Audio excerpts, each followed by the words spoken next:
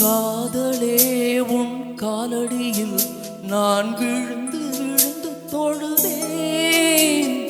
கண்களை நீ மூடிக்கொண்டாய், நான் குலுங்கி குலுங்கி அழுதேன். இது மாற்றமா தடுமாற்றமா?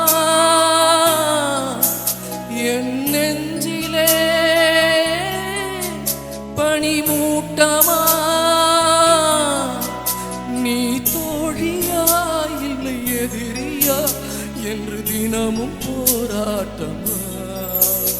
என் காதலே என் காதலே, என்னை என்ன செய்ய போகிறாய்?